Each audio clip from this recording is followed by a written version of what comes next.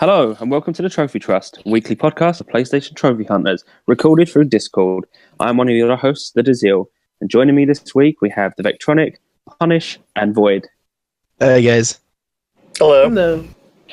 Hey guys, we're at the end of the week, and as the day of recording this, it's the 1st of December. The year is practically all behind us.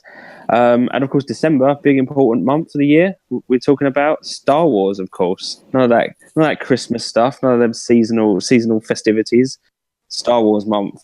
And personally, I am very excited, but I'm trying to keep it out of my mind. Otherwise, I'm going to get too excited. And it's what, like over 2 weeks away now. Does anyone else share my excitement? 15 days. Can't wait. Yeah, it's been like a 2-year wait, isn't it, to see what happens next. You can make me do the walk of shame because I didn't listen to the last one. So,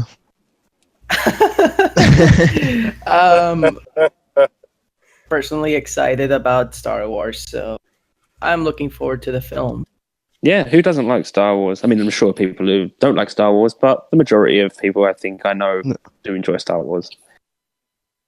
I will watch it one day. When the next time I will take the plane, it will be the free movie in the plane. And I will be listening to that. It's how I'll listen to the last one, actually. I was in the plane and I'll listen to it, and probably going to happen the same thing. Okay. Okay, well, big blockbuster movies aside, let's get on to gaming, shall we? And let's talk about what we've been playing this week. Okay, so let's say, Punish, why don't you go first? What have you been playing this week? I'm playing 2 games currently. Right now, I'm still playing Ratchet and Clank on my PS Vita whenever I get a break from work. And then at my room, I am currently playing Kingdom Hearts, the final mix, the very first game at the moment.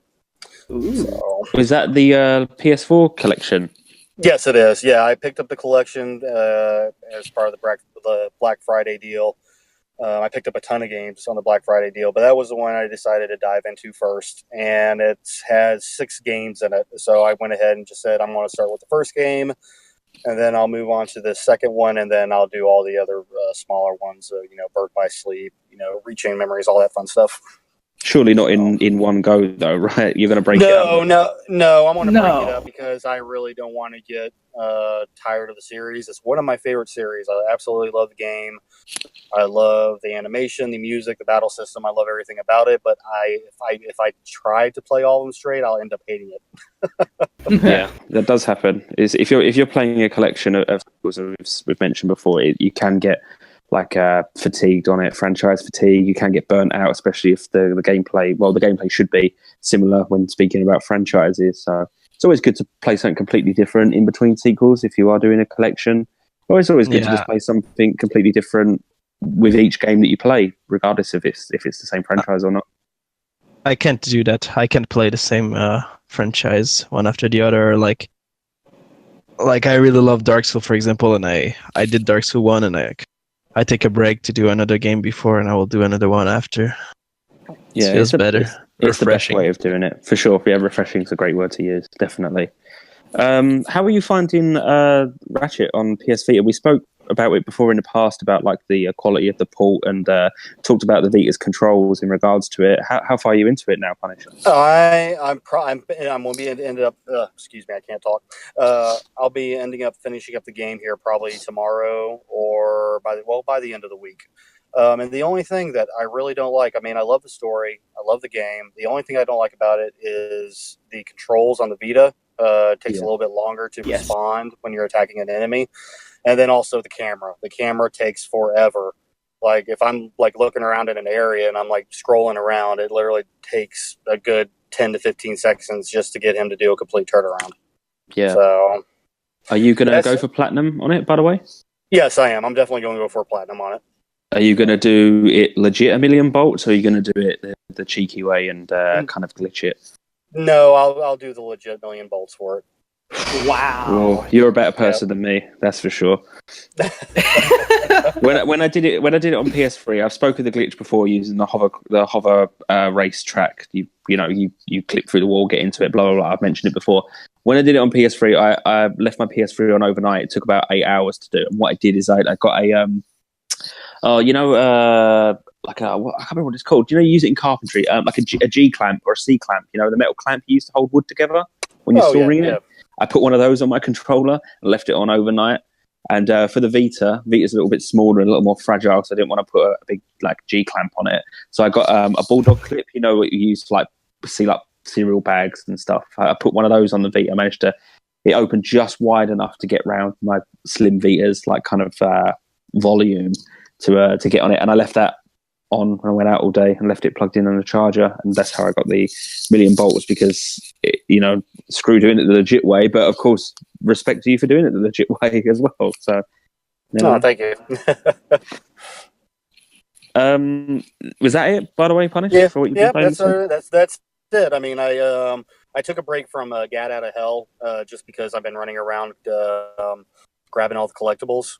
And for anybody that knows that's played Gat Out of Hell, there is a ton of collectibles that you have to just fly around and grab. So instead of just flying around and grabbing collectibles, I was like, you know what, I'm going to fire up Kingdom Hearts and, you know, play a little bit of that before I go back to Gat Out of Hell and finish up the platinum on that one. Okay, cool, fair enough. Voyage, you would like to go next? What have you been playing recently? Yeah, sure.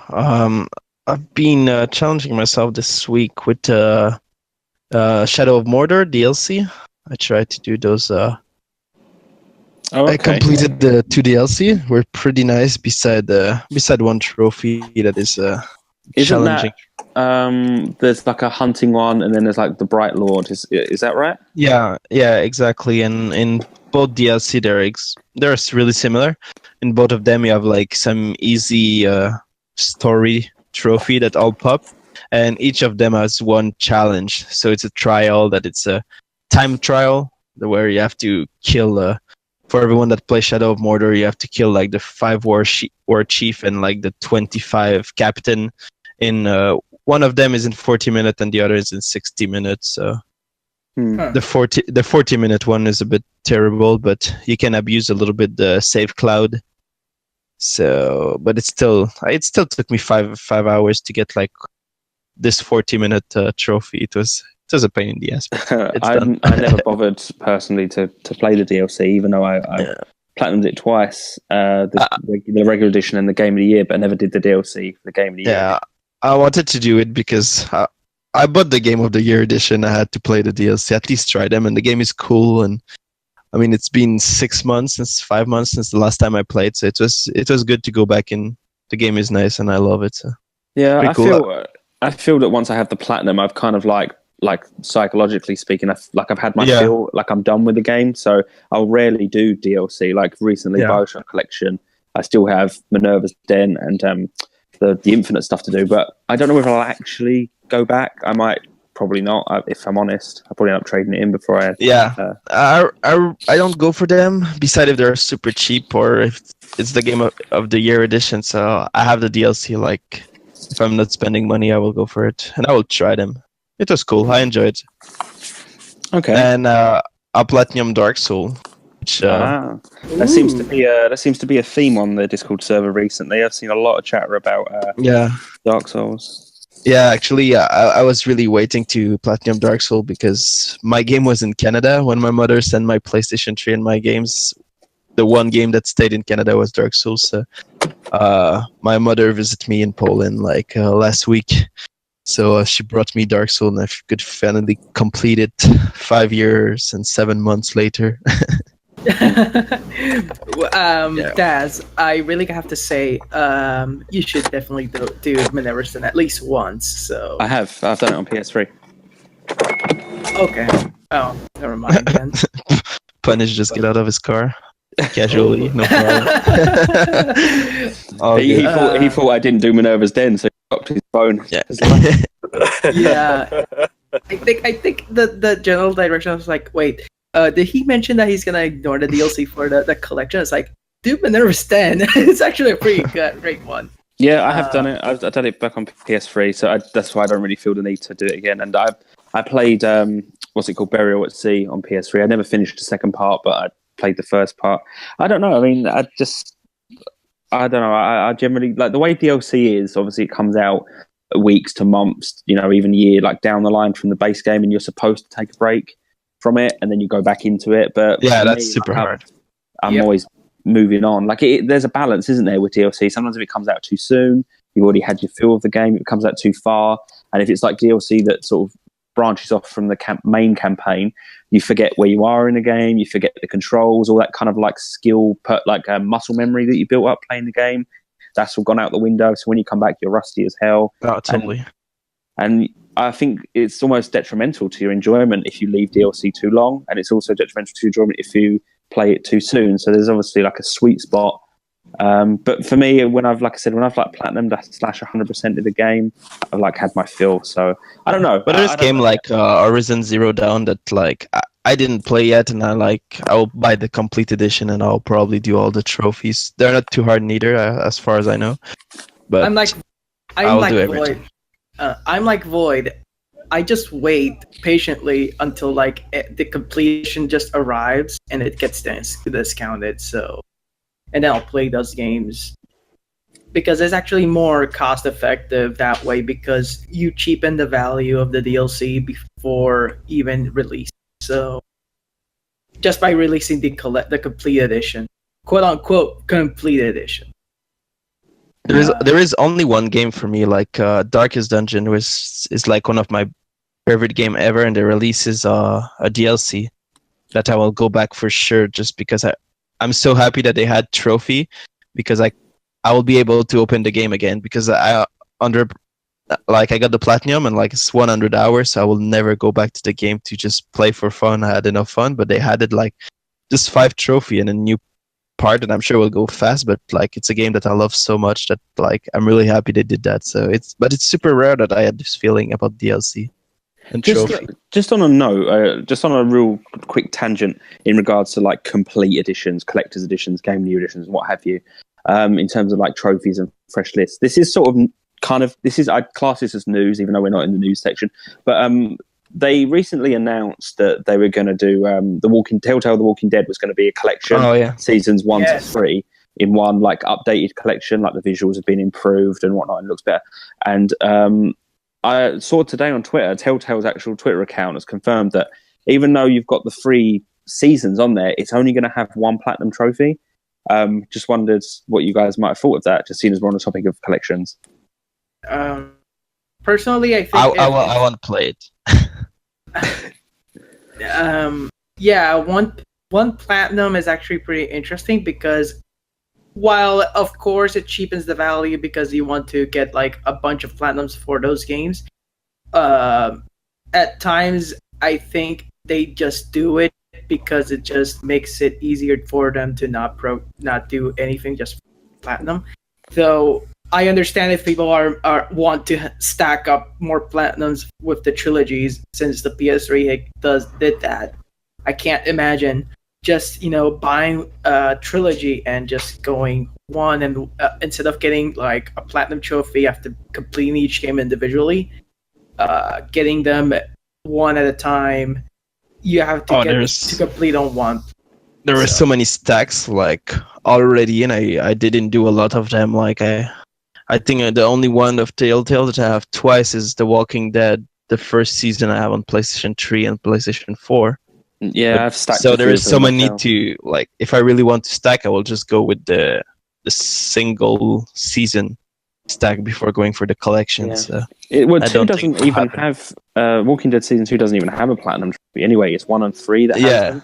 And it's just strange just to have like so many, like to have 3 separate products. Yeah, only have one I'm sure it will. I'm sure it will make some people happy to be able to stack them a 4th time. Oh, anyway, yeah, I sorry, tangent. Anyway, anyway, back to what we were playing. Void, was that everything you've done for this week so far? Yeah, I've keep playing a little bit of Worms yesterday because it's my backlog challenge, but I just have to finish the special mission, and I'm like 60% into the campaign, so I did all the online boosting already, so gonna get Worms this weekend hopefully. Okay, cool. Vec, would you like to tell us what you've been playing? Surely. So I recently just 100% last night the Tornado Outbreak and got that sweet plat. hours of getting the high scores, which are a pain in the ass. But shortly afterwards, this morning, I just started up Demon Souls. Though that can be said about later today, but personally, I'm excited for finally getting around and planning this game because it's one of the games I really like playing through last year, and I didn't get to the platinum because I was so how should I say wasted after playing that game so much throughout like the semester. And for me now, just complete the Tornado Outbreak game and going now to this makes it so much easier now because it gets a bit refreshing now. But next game I will play, probably just go to the backlog challenge and pick a random game from my collection that is like one-off. But you have almost nothing left on the Demon Soul. If you ask someone to drop you everything for you, you have like only 2, 3, 4 trophy to go, something like that. So you're super close. It's like kill like the one extra boss, do like get every single miracle spell. And miracle spell. I forgot the last one. I can't for the life of me. Yeah, you just have one optional boss and all the spells and miracle to get. Yeah. All the rest can be done super fast with the Discord boosting. Yeah, and I'm so grateful we're doing what we're gonna do. So I'll say more later because I want to keep my thoughts for later today. So Daz. My turn, is it? What I've been playing? Yes. Okay, well, I touched on it last week, South Park Stick of Truth. I was close to platinum in that game last episode, and I've done it. Using the Missable Collectibles guide, I managed to do it in one single playthrough this time. I also created loads of saves as well. I had about 15 different saves, all different points over the game. Not that I needed them, but just in case I wanted to create saves before certain plot points in the game. But luckily, actually, I almost missed a trophy. But luckily I had a save just like mere minutes prior to it and just went back, got it, and then jumped back into my most recent save. So like I said last week, make loads of saves for that game if you're going to platinum it, because it's really important because there's some very, very missable trophies in that game. Really enjoyed it. Laugh out loud, like literally laugh out loud game, as I said last week. So I don't really need to speak more about it. Pretty easy platinum trophy. Then I tried, because it was in the sale, I gave Town of Light a go. This is best described as, even though I'm not a fan of the term, walking simulator. It looked like kind of like a thriller kind of horror game, but it's a little more real than that. It's based on true events in a 1940s lunatic asylum, as they describe it, in Italy. It's like telling the story of a woman who was in there. I'm sorry, can you repeat what was the game's title again? The Town of Light. Town of Light, okay. Yeah, the Town of Light.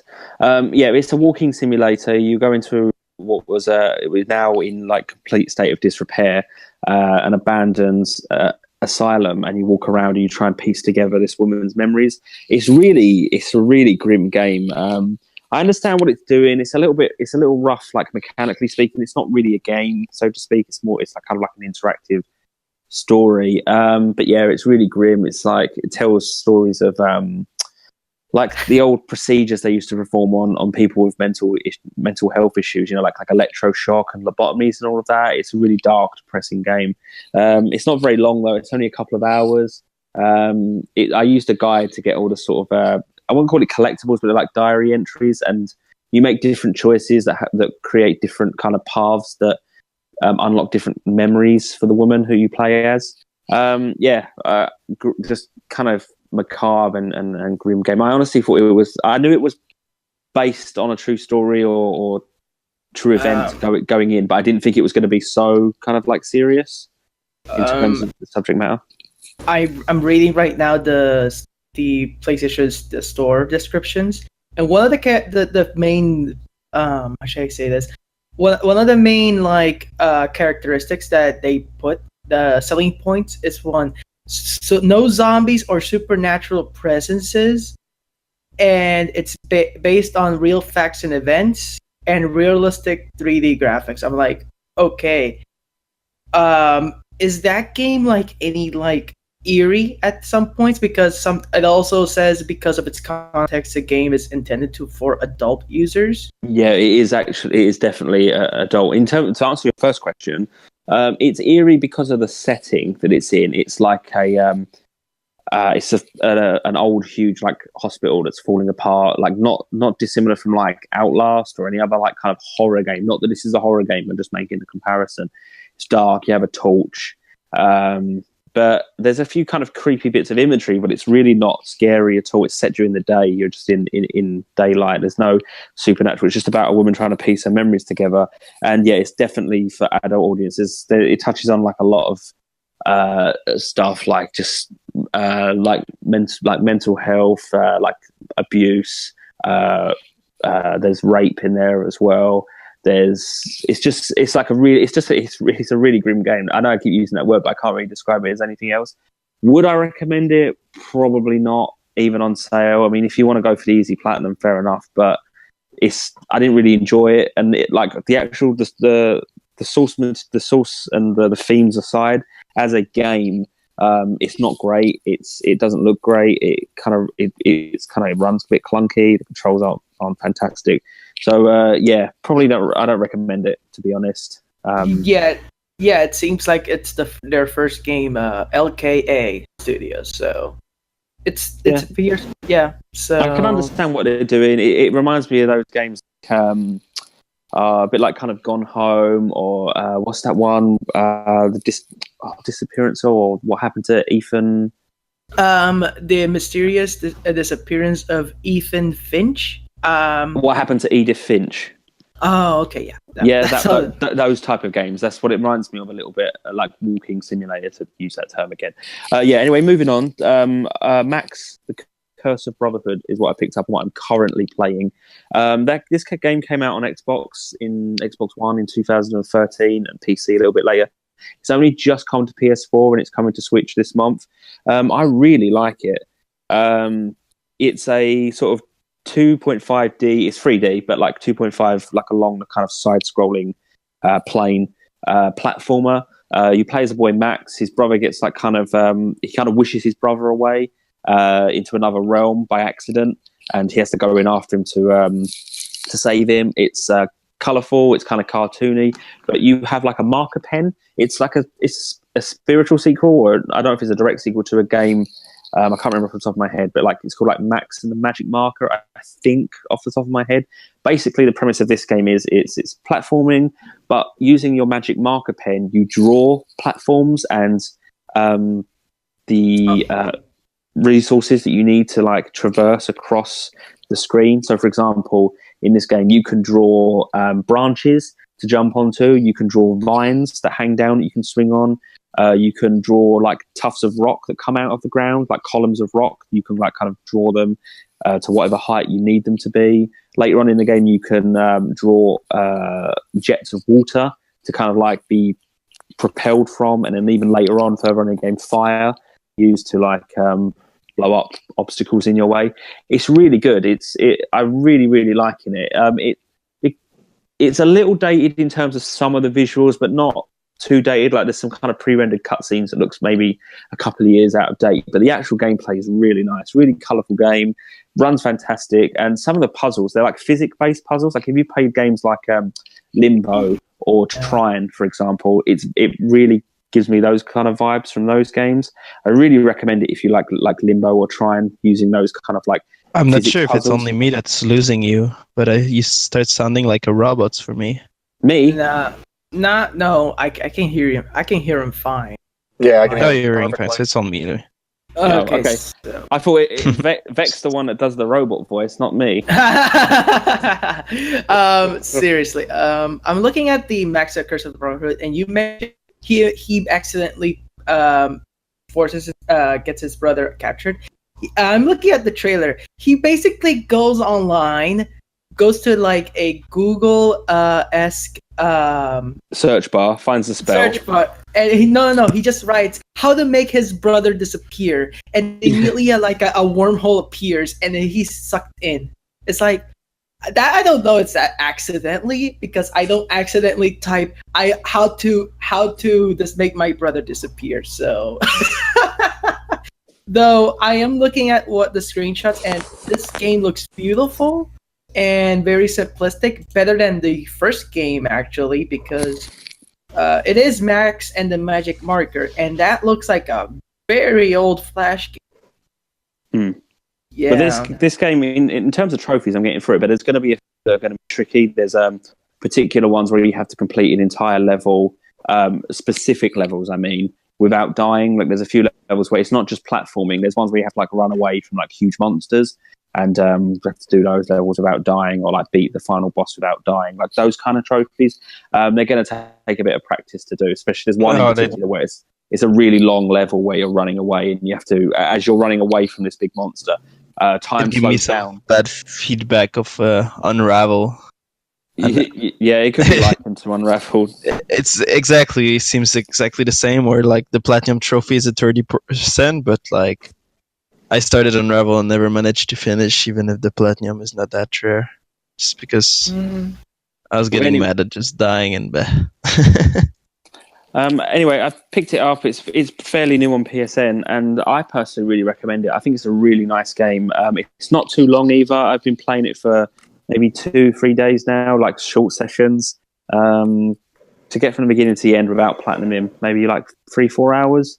There's loads of collectibles, but they're not hidden really. You can see them. It's just trying to work out how to get to them on the screen using your marker to like find a route off of the main route. But hopefully by next week's episode I'll have the platinum, fingers crossed, and I'll report back like a full kind of platinum report on it.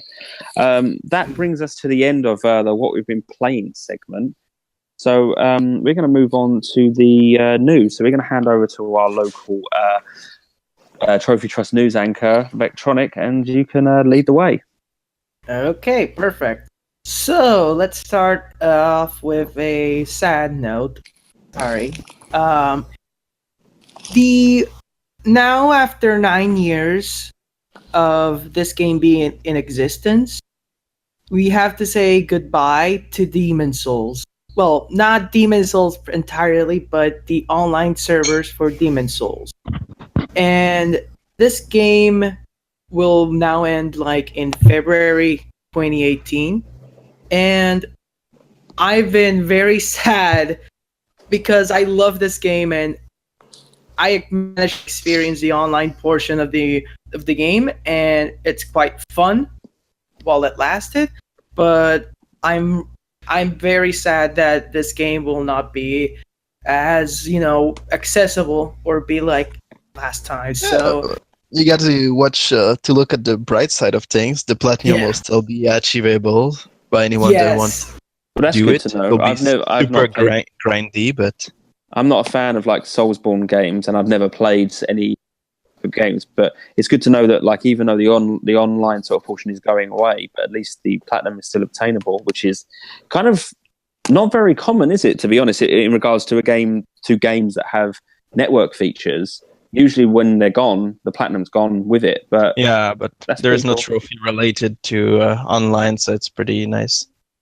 Less Atlas and From Software because of it, because I don't know what I'd do if someone just came up to any of us and had like Demon Souls on. It's like, I can't collect this platinum. I want to platinum all these Souls games. And I understand that point. But, now that I'm looking at it, Void mentioned something very interesting. The platinum is still available even after the server shut down. It's just going to be harder because and grindier. It will not be harder, I think, just grindier. It will be like random drops where you have to drop some specific stone to upgrade your equipment. But it will pass from like, right now you can do the platinum in 15-20 hour with the drop, and I think the game will pass to like 100 hours, something like. No, the guides say 100 hour, but there's still the duplication glitch will still be there, so it will not be that bad. But I'll I don't know the grind, how long it can be. And I think many people will actually reevaluate those platinums because some people evaluate the difficulty aspect of those games. And I seen like, I think it was like 4 or 5 out of 10 on the platinum scale. Though now it's gonna be really increased a bit, not like a drastic, but maybe a bit. Though I am excited to go back and jump into it because, as I said before, I'm gonna play this game like in the month of December. Oh so yeah, I can get that. go for it right now before the end of February. Anyone that has it on his list, go for it right now and don't make yourself suffer too much. I'll be helping along with the boosting if anyone wants to join in. I'll be with Claire already got like all the platinums, so except the Japanese version if I'm not mistaken. The last one he didn't get. He doesn't have Dark Souls 2 on PlayStation 3 yet, but he's getting it. Yeah. But I don't know about you guys. I know Void, what up? I know Daz, Punish. You got anything? No, I won't be going for platinum on that one. I have yet to play a Souls game, but the first Souls game that I'm going to play is Bloodborne. I'll probably be starting it up here in about a week or so once I'm finished up with Final Fantasy. And if I enjoy Bloodborne, I will definitely try to go for that platinum. I'm going for another stack. I'm going for a stack before it's done. I don't think I will get the 3 of them, but I'll go for one. I'll just go for... As I just said, no, I've no interest in Soulsborne games. That I don't have the patience or the tenacity to play those games. But I understand the appeal, and good on the people who enjoy them. But that's about it on the Demon Souls area. So let's move on with the next story. So, any of you guys heard about the PlayStation Plus games? Yep. So, you know, it's been exciting. I always wanted to play as a panda. Not really. No. Not really. No. Okay. So I'm pretty satisfied from it's like the PlayStation 3 and PlayStation Vita has a better setup than the PlayStation 4. The 4 does. It's cool. Which is weird. Certainly an odd choice. It kind of came out of left field, really, didn't it? Like usually we have something. I mean, it's very rarely. So you've said already, like it's Kung Fu Panda is one of the games for PlayStation Plus, and I don't really know anything about this game. I looked at screenshots, and it kind of looks a little bit like the screenshot I saw reminded me of like Smash Bros. A little bit. Is there like an online fighting portion to it or something? Okay, so yes, there is. So Kung Fu Panda Showdown of the Legendary Legends. It's like a Super Smash Brothers type of game where it's like B. Most people rate it like a B type of game. It's an easy has an easy trophy list for like except 2, which requires you to play 575 games of the online portion of Kung Fu Panda. Yes. Wow. That's a bit excessive. Yes. And I was like doing the math with some people, and that does not. Because you need some. There's a trophy which is the Master Panda, which I linked in the article. You need to get like a certain amount of XP in order to reach that rank. And in order to reach that rank, you have to play public matches. But guess what? That game is dead. Well, not for long, but it will be dead soon.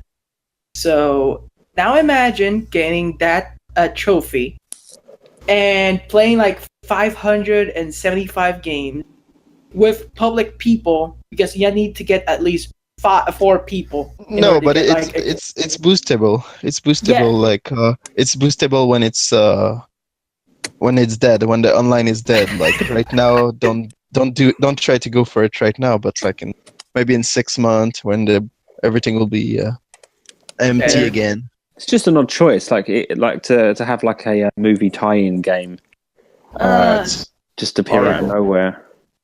At least we got Darksiders 2, the definitive edition, which is while an odd choice, considering that most people haven't played the first game, it is an interesting choice because I don't know about you guys, but I follow the dev team sometimes when they are patching older games, and the Darksiders 2 Definitive Edition had so many problems on the PS4 and the PS4 Pro that it was horrifying when I saw like the Darksiders 2 having like that. And then I looked back and I saw under one of the patch notes, it was released a week before the announcement for the PlayStation Plus was even out. So it was like on like real skin on the tide on the patch notes. So it fixed basically almost everything, and I was like scared because I didn't know if I don't know if they're still available, but it's a fair warning if anyone who's gonna play Darksiders 2 Definitive Edition.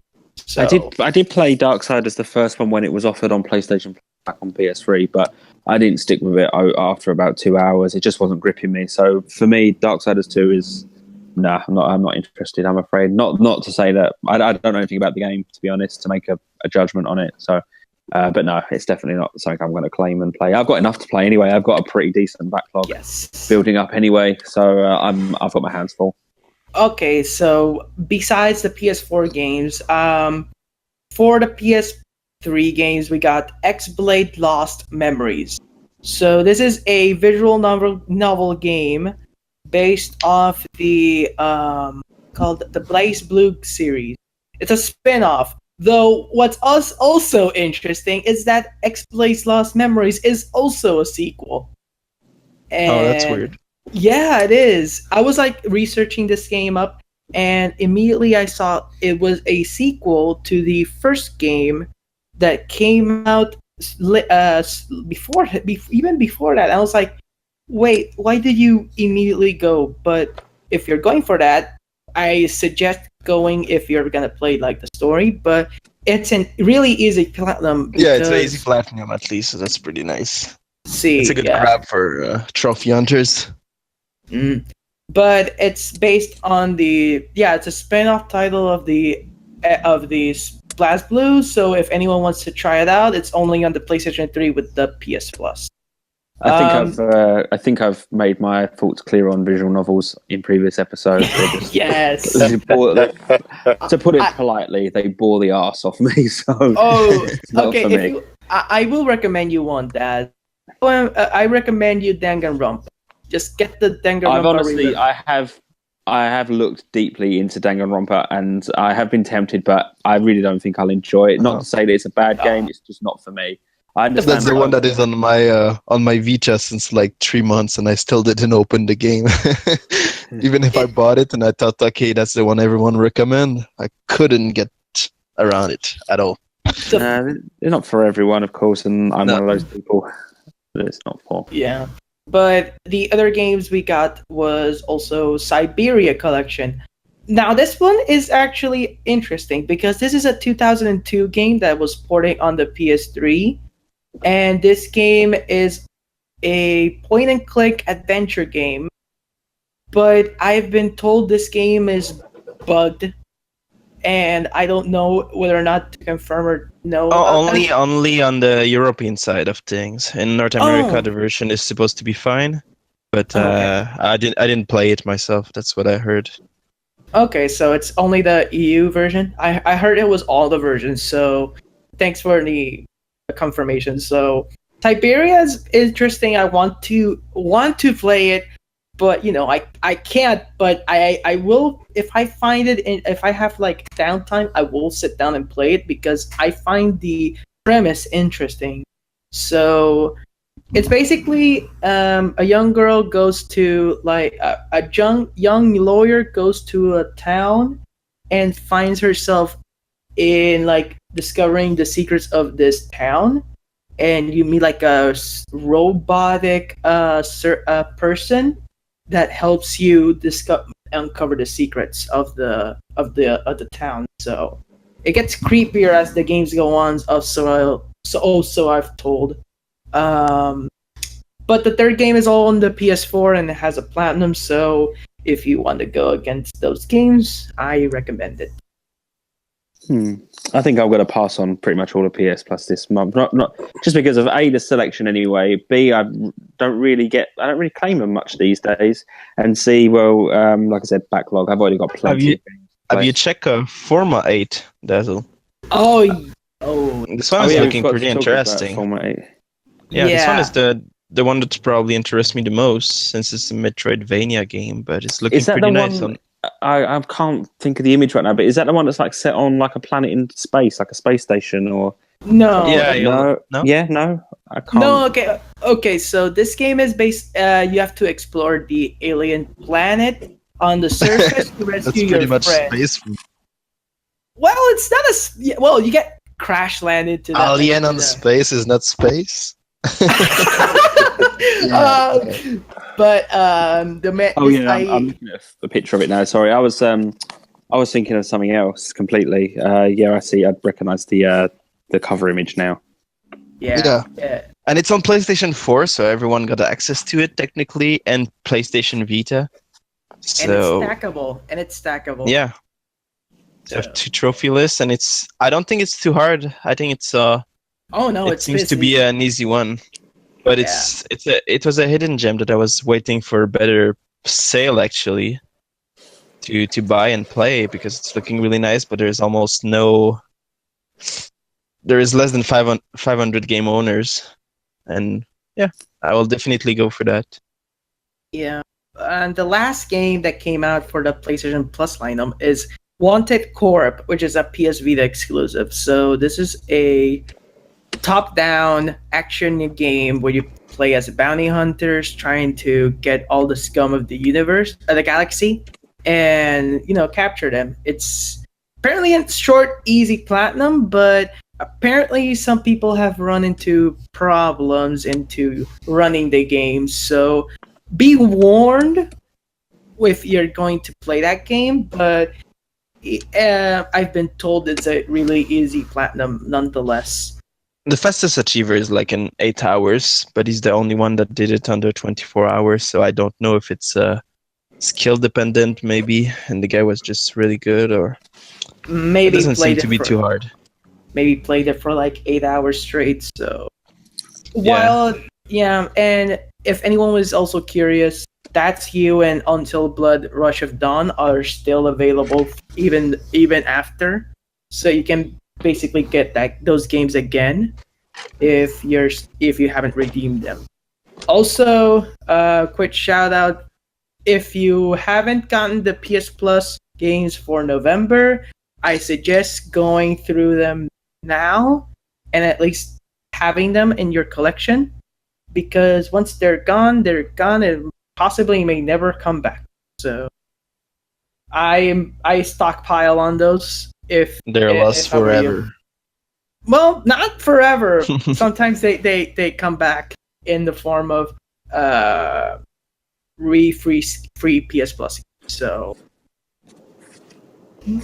okay, yeah. Is that pretty much everything for the news that you've gathered this week? No. We got a bit more. We still haven't even gone to the. Yeah, we got a big list. So the other thing we got is I don't know about you, but we got a resurgence. Jak and Daxter are coming back. Forgot about this. Next week.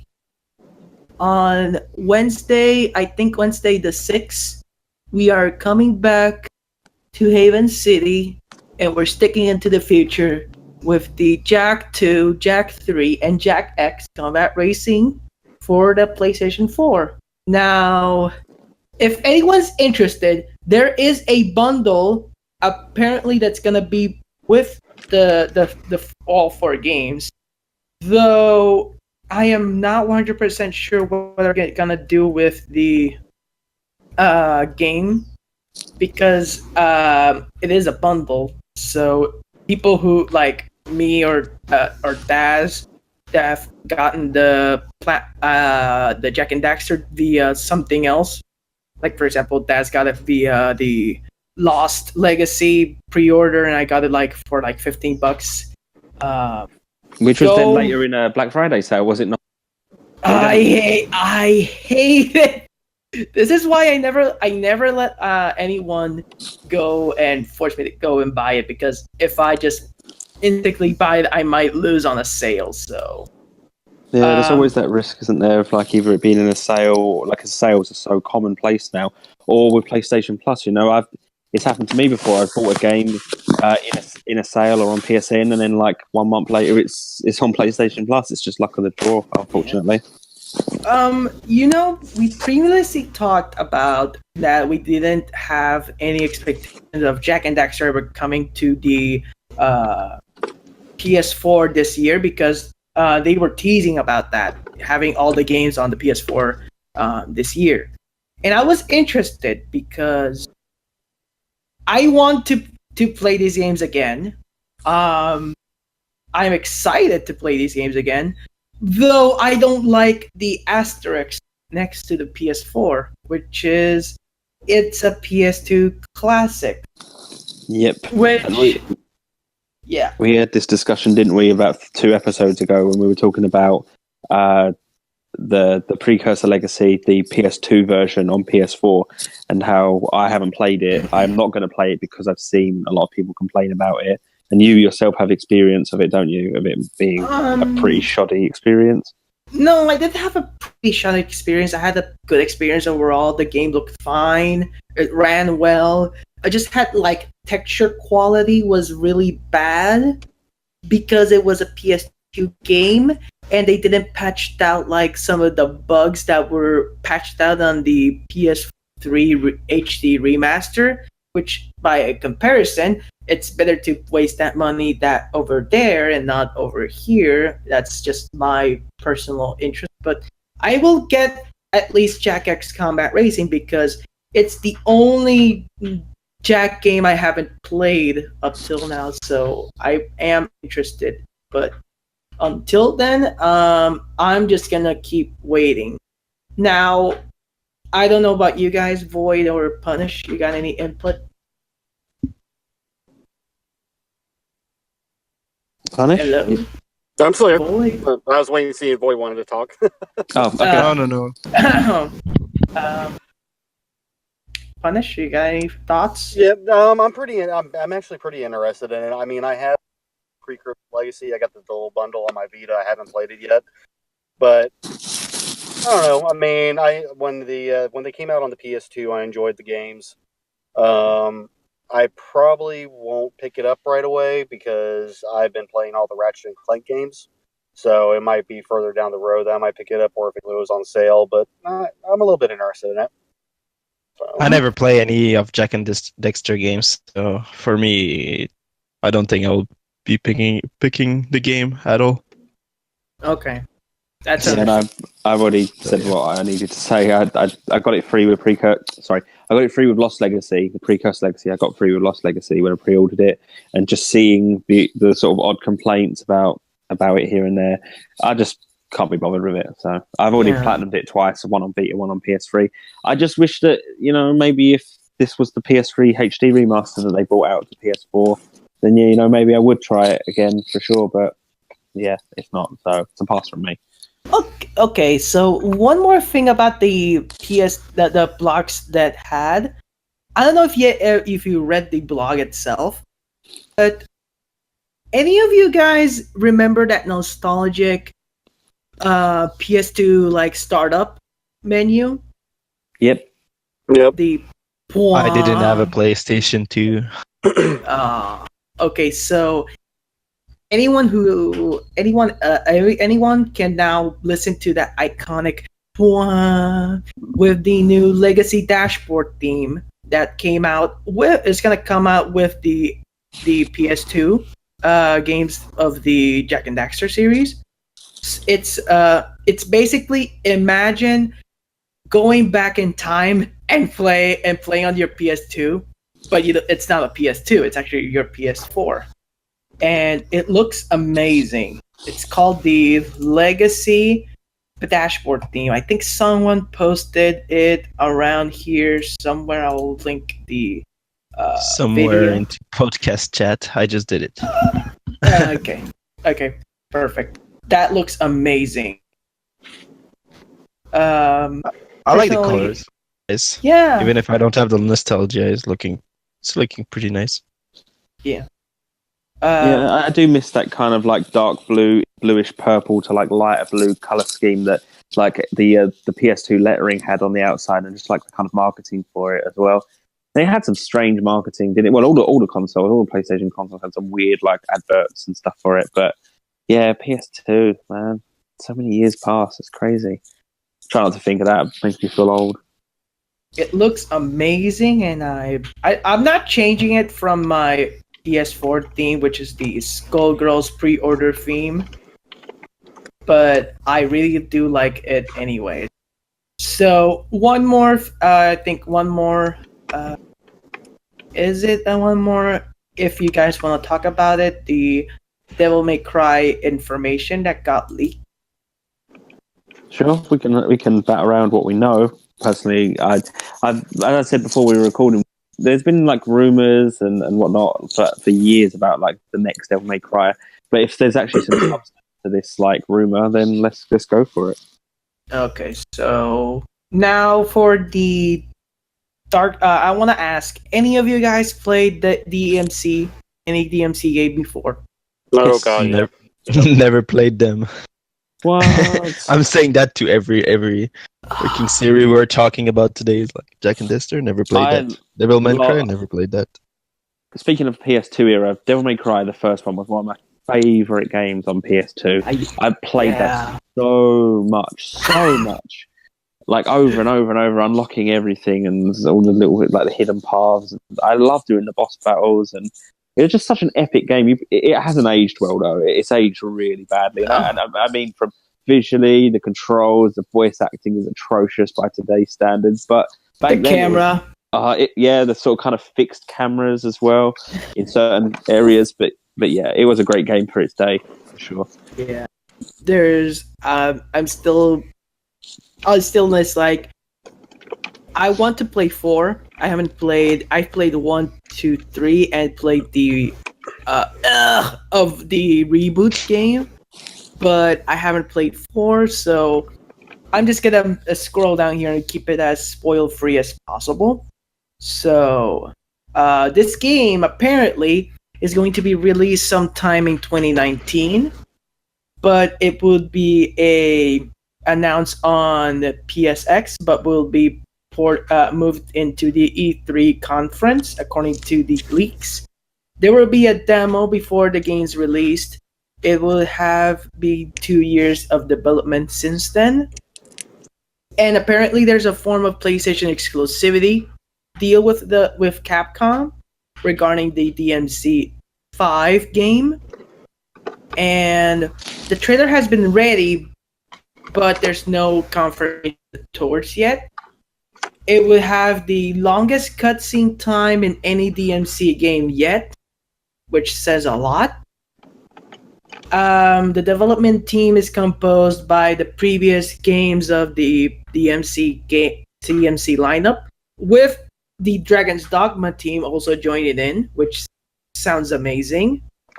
Apparently, the cutscene director for DMC 3, 4, and Bayonetta is coming to the DMC 5. We're gonna get the original voice actor for Dante. Apparently, Nero's coming, Virgil's coming, and we'll be picking up the story after 4. And that's about it. We got the there's more details, but there's more spoilery type of deals. It goes a bit on specifics on the story and how it goes after.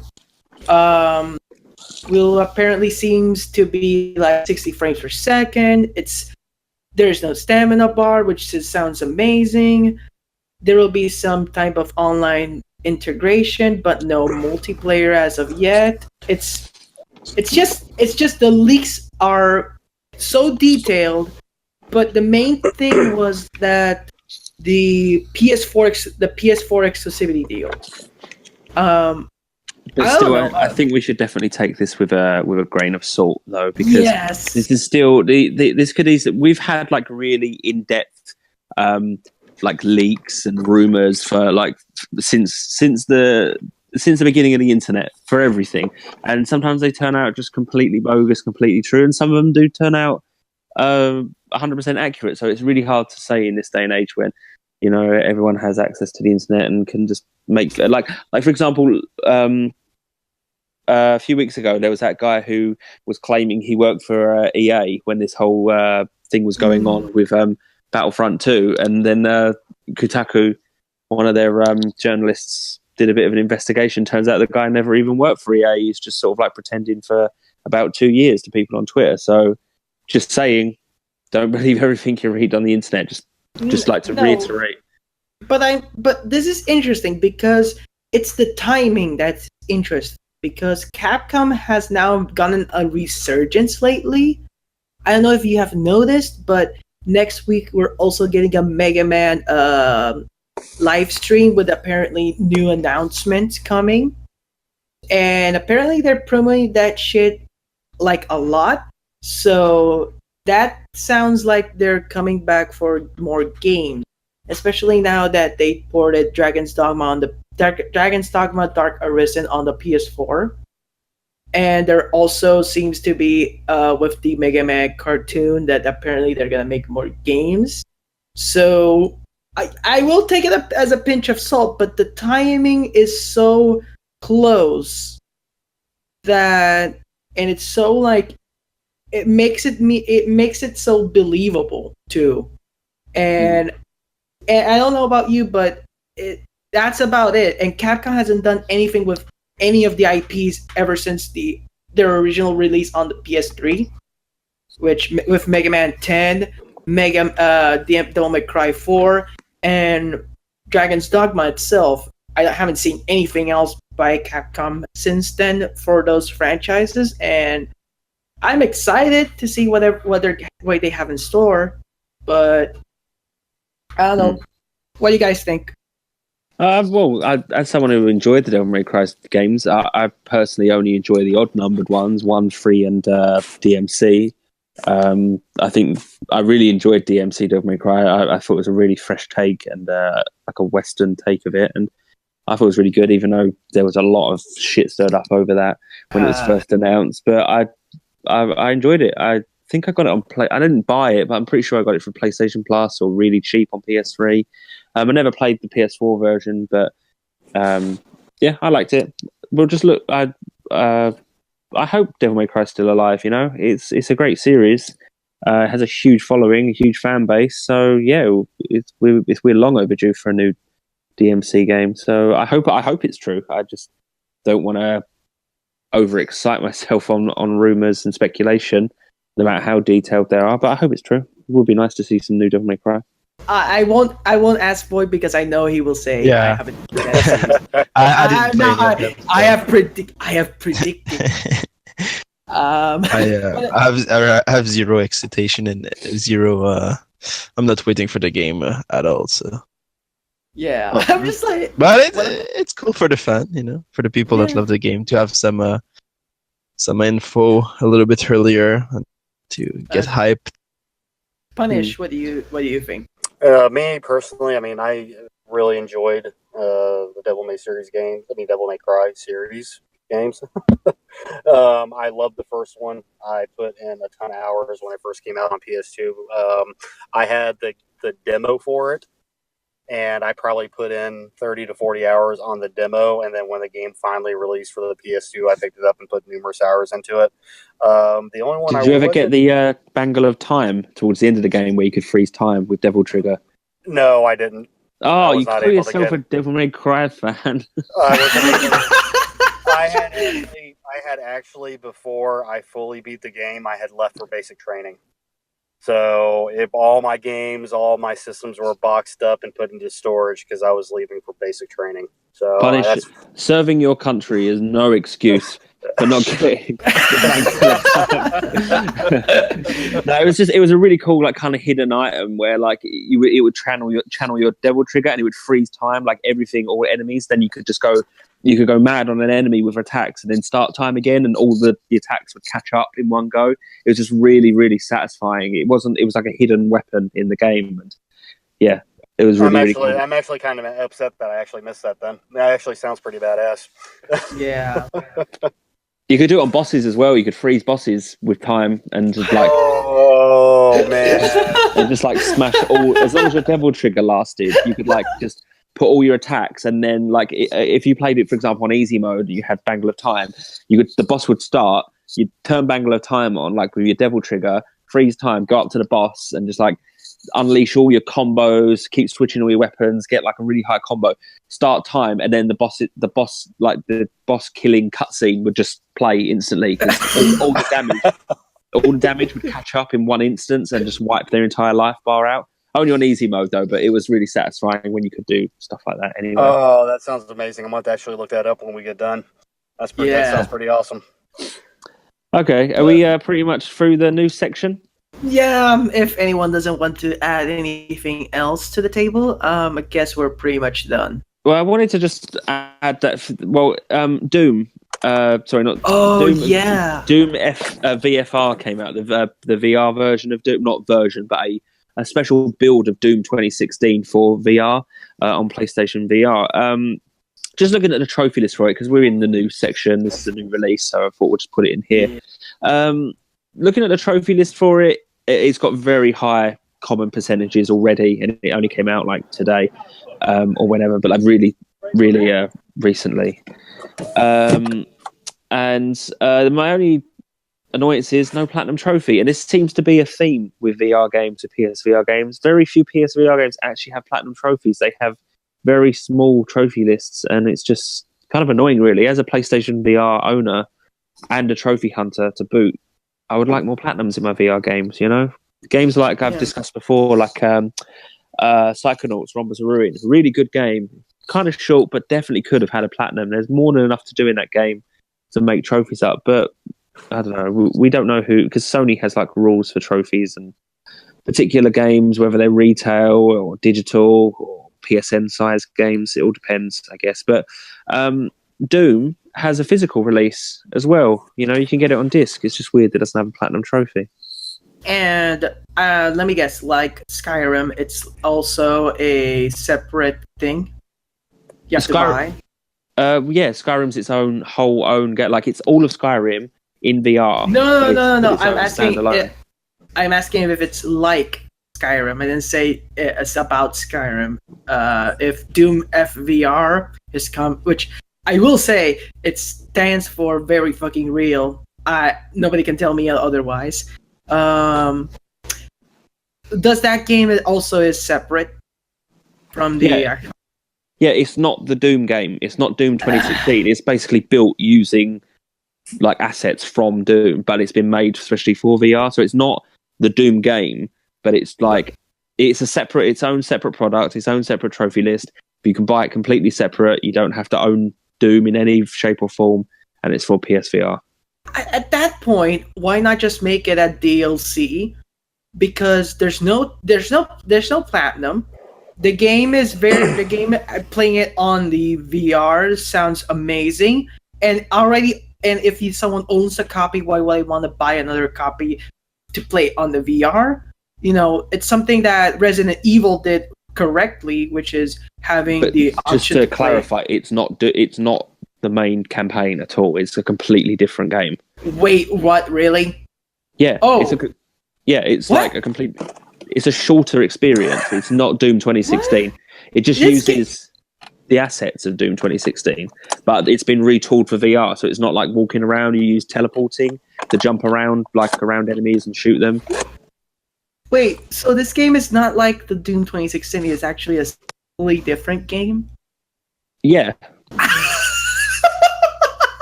feel so dumb now. Oh my god. It's got like the same enemies and the same kind of like environment.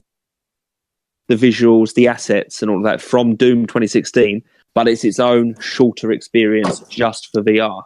A separate product. I feel so ashamed. Yeah? Are we on the same page?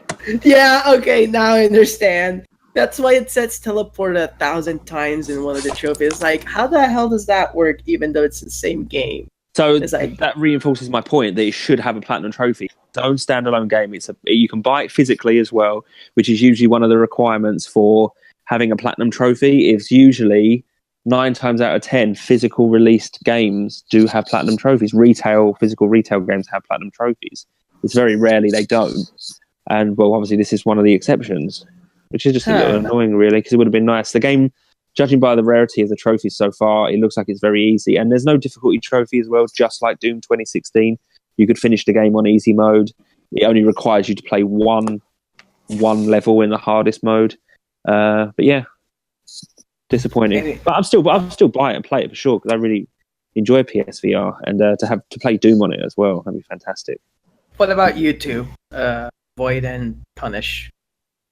Any input on the Doom VR game? No, I don't have a VR yet, so. No, I don't have a VR yet, No, and when I do, when I get my VR, which I'll probably be picking up here in a couple weeks, I probably won't pick it up. So. But anyway, I think that's all, right? Yep, that will definitely do for the news section. Yes, sure. yes. There's a very news-heavy episode, so let's move on to Tricky Trophies. Yeah, let's get some anecdotes going. Yeah, so Tricky Trophy segment is where we look through our trophy collections and we look at some of our most challenging, rage-inducing gameplay, or even just boring trophies that we've had to endure, and we pick them out and we discuss them, and we have our little personal anecdotes. And we just share some of our pain. So, Punish, do you want to go first for your Tricky Trophy for this week? Oh, yes, because I want to cuss this trophy out. Do it. All right, so this one I am actually still working on. It is called Synthesis Master. It is from Kingdom Hearts. Oh, boy. Yeah, and the trophy requires you to synthesize all the items that the Moogles offer. Now, that's really not the hard part about it. It's getting the synthesis material that's a pain in the ass. And I literally spent 3.5 hours last night trying to get one item so I could synthesize one item. And it took me forever. And to get these specific items, you have to fight harder enemies. You usually have to go about a different strategy. You have to block them a certain way. You have to use a certain spell. But this particular enemy, it's called, if I remember correctly, it's a Sniper Heartless. And it's this little pink monkey that walks around, and if it sees you, it starts throwing crap at you, and it can kill you within seconds. And what happens is after you kill one, it multiplies into two. After you kill two of them, it multiplies into three, and so on and so forth. And when you get up to 3 of them, the chances of them dropping the item becomes higher. But if one of them sees you, all of them will start sniping you at once. And you're pretty. If you have like 4 or 5 of them on the field, you're almost screwed right away. But I couldn't get it down last night. I got every single one of all the other Heartless throughout all the other worlds. I was able to get them to drop their items almost right away. I didn't have to work on them, but last night I could not get this last item, and it pissed me off so much that I ended up turning off the game. I have personal sentiment with the Kingdom Hearts series, being someone who played it not recently, but like on the PS2. I'm never gonna do the 100% ever again, but if I have to do it on the PS as a platinum, then probably. But chances are I'm never gonna do any of that ever again. So. On the subject of like on a quick tangent, on the subject of like rage quitting, what's like the worst kind of like rage quit that you've then gone back to later on? Like you get rage quit where you like permanently quit a game, but what's one where you've become so pissed off you thought, that's it, I'm done with this game for good, but end up crawling back to it at a later date? So Punish, what would be your example? Oh man, I would probably have to say it was probably the last Need for Speed game I played. And I worked so hard. I had like one trophy to go. No, it wasn't. I think I was playing it on 360 actually. I had one more achievement to go to get a full 1,000, and it was a time trial. And no matter what I did, no matter how hard I tried, no matter what shortcuts I took, whatever car I used, I could not beat this time trial. And I ended up actually breaking the damn controller and actually taking the game out of the system, putting it away, and literally like tossing it across the room. I never picked it up again. Okay. Vec, what about you? Do you ever have like a moment where you've just lost it and but then gone back? Metal Gear Solid 3 Killer Runs. Of course, yeah. Fuck that. After what happened to me, never again. Basically, imagine going through that game and deciding, oh, okay, it's nice. I'll just save a part like as a save state and continue onwards with that save state because I want to go. If I fuck up, I just want to go back and do it again. Don't do that in Metal Gear Solid 3 if you're going for the platinum, because the Kedorans are tied to your save file. And if you make another separate save file at that point, I don't know if this is happening on every single version, but on the PS3's version, you will basically get all that progress deleted. And the game doesn't tell you that because there's no counter for that specific thing. It's just a hidden value. And once you do unlock it, it will be chance. By virtue of chance. And you have and then after you complete it, you will get the unlock for the skin. But even still, it won't pop. By virtue of fucking chance. And I dropped that game and never picked it up until years later, and I went back and did it again. So, yeah. But I don't think we. I don't know about you, Void or Daz. Just before we go back again. No, I got one that I couldn't do. It was in Gauntlet. There is this endless mode that you have to reach the floor 50, which was just impossible. I tried to do it and like I didn't manage until I saw someone else doing it in the Discord, got this platinum trophy, and I asked him for tips, and he said he did it in co-op, so he helped me doing it, and it's why I got the platinum on Gauntlet, and I get back to Gauntlet. But I was trying to do it by myself, and it was just impossible, just super hard. And actually, when you have two people, you have the ability to have two different characters, where one is kind of invincible, so the other can like respawn for free and like kill. Like the other can really make sure that like even it take a lot of time. It take like 2 hours to do the 50 and less level because you have to wait a little bit for the respawn and everything. But yeah, it's the only example I got. For me, just a real quick one is Hitman Absolution. Really like that game. I had platinumed it, but before I did, I really lost my shit on it, and I actually rage quit and I actually completely deleted it. And then the next day, I re-downloaded it again and carried on. But luckily, only for one day. It was really a rage quit, and you did it the next day. Wow. Yeah, basically, it was just for one day. I needed to take it out on something, so I was like, you know what, fuck this game. I deleted it, and then I didn't delete the save data. I just re-downloaded the game again, and it was quite a big game as well, especially for PS3. It was like 19 gigabytes or something massive, like by PS3 standards. Anyway, we've gone off on a tangent way too long. Yeah. let's just break through this tricky trophies, right? So, Void, tricky trophy. Yeah, it's about Shadow of Mordor that I did this week. Yeah, it's one of those DLC trophy, actually the rarest one, which is The Aunt is My Mistress.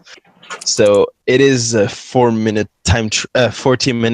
time trial where you have to beat literally every captain and every war chief with some specific way. Like you have to get 10 kill with monster.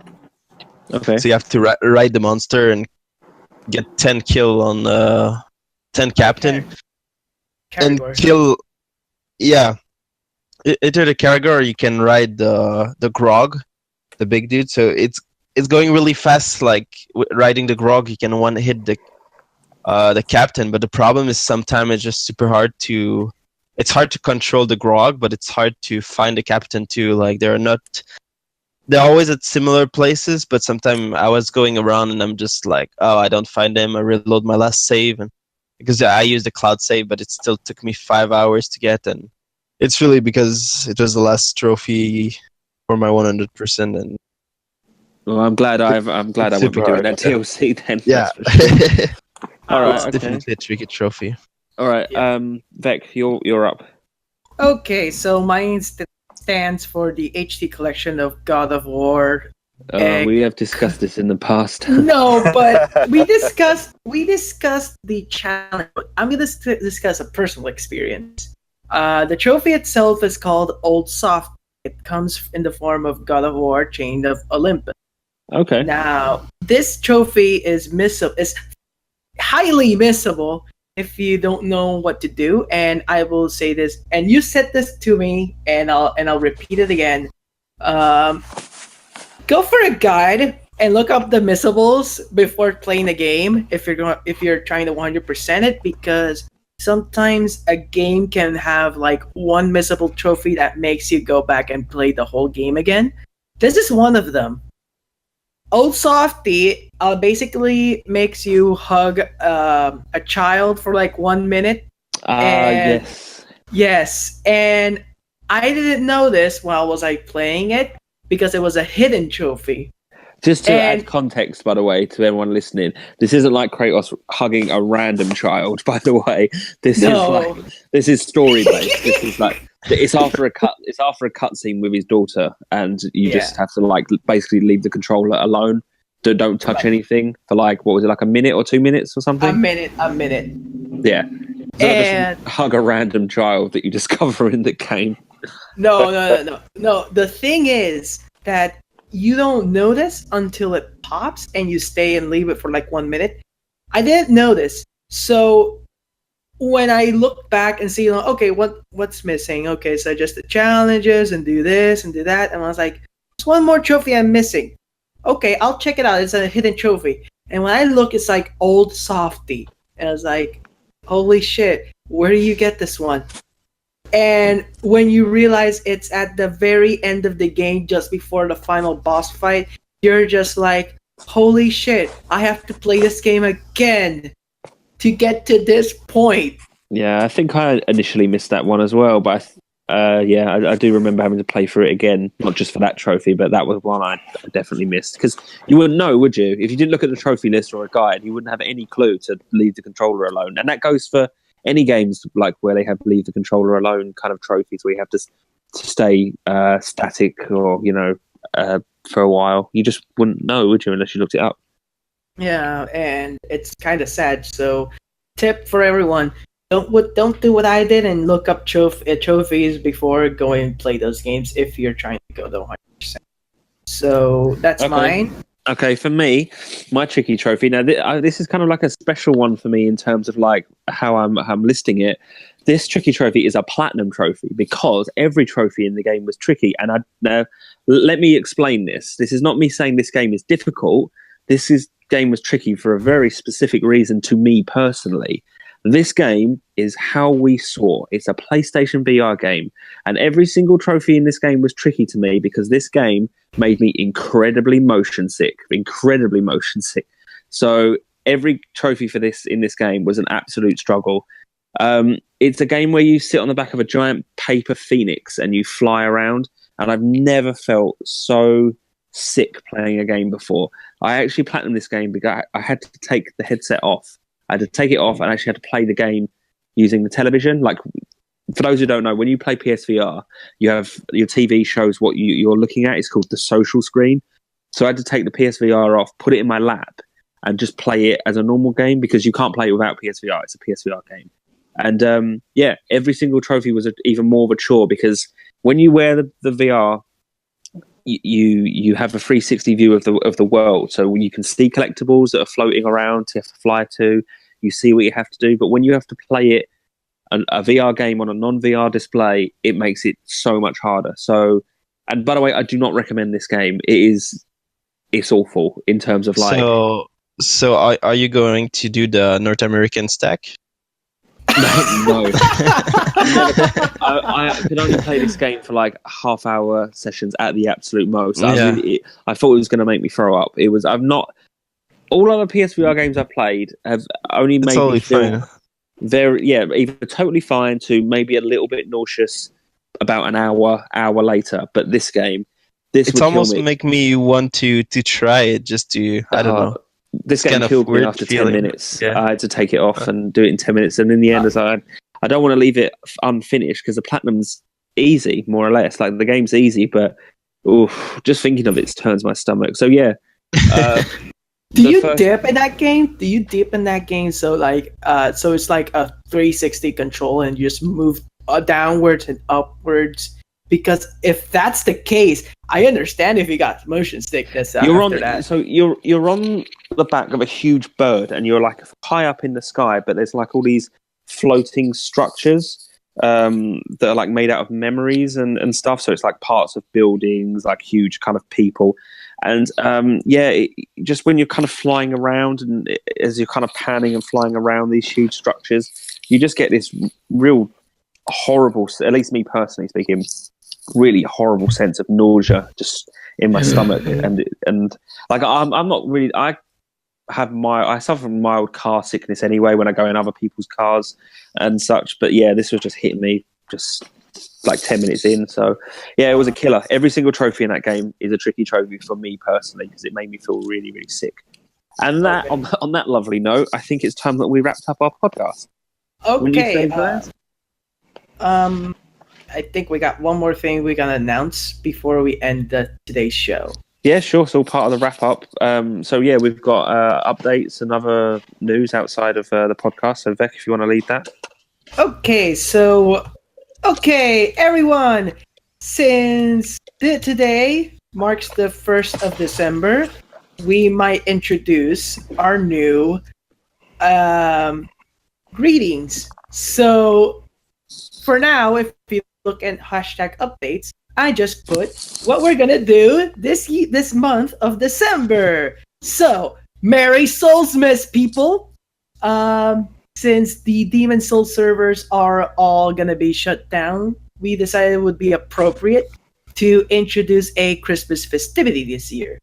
This time, we're dedicating the month on Soulsborne games, and this time we're gonna do Soulsmas. So Soulsmas will we're gonna have more boosting sessions for people who want to do Dark Souls 1, 2, 3, Bloodborne, and Demon Souls. And we added new emotes, a new role, which is the Hollowed Soul. So anyone who has a Dark Souls or Bloodborne game, Platinum will obtain the role automatically. We added new Christmas emotes alongside the new Dark Souls emotes, and anyone is able to join in on the festivity anytime. So it's something I didn't plan to do originally, but it was quite fun nevertheless to get this done. So anyone can join in, anyone can see the new emotes. Merry Soulsmas, people. So I'm enjoying this. What do you guys think? I don't really have much to say in regards to Soulsborne games, so I'll step aside for this one. But it's good that you're involving obviously loads of people in the Discord server in the community, which I think is great. Anyway, gathering people around a game they like is always an awesome thing. So, what about you two guys before we wrapped up? Yeah, it's always cool. I love those little events that you do on the server. Yep, it'll be fun. After I finish, I definitely want to go for Bloodborne, so maybe I can participate that way. Yeah, and if any of you guys already are listening, have those trophies, send it our way. Prove you have them, and I'll give you the rolls. So that's about it, and we can easily just wrap up here. So. Okay. Right. Well, it's been a pretty long show today, I'd say, but I think we covered loads of ground, and it's time for us to all sign off. So thank you for listening, as always. But first of all, we need to find out where we can find each other. You can find me on Twitter at @TheDazil. Punish, where can people find you? You can find me on Twitter at StaffSergeant_Punish. Beck? You can find me on Twitter at TheVectronic. Boyd? You can find me on Twitter at PVTVoid. Okie dokie. Well, guys, thank you for listening. As always, you can find our episodes on our YouTube channel, The Trophy Trust. Please support us there by subscribing for future episodes. You can also find updates on our podcast Twitter at The Trophy Trust. If you happen to enjoy our show, why don't you consider supporting us on Patreon for as little as $1 a month? We're strictly non-profit, but we have to pay for server hosting costs. It's what keeps us on the air. But anyway, thank you all for listening. Thanks to everyone who joined in the live chat. Thank you for downloading and listening to us on iTunes, SoundCloud, and listening to us on YouTube. This has been The Trophy Trust. Keep on hunting. Bye-bye. Bye, guys. Bye, guys. Thanks for joining us.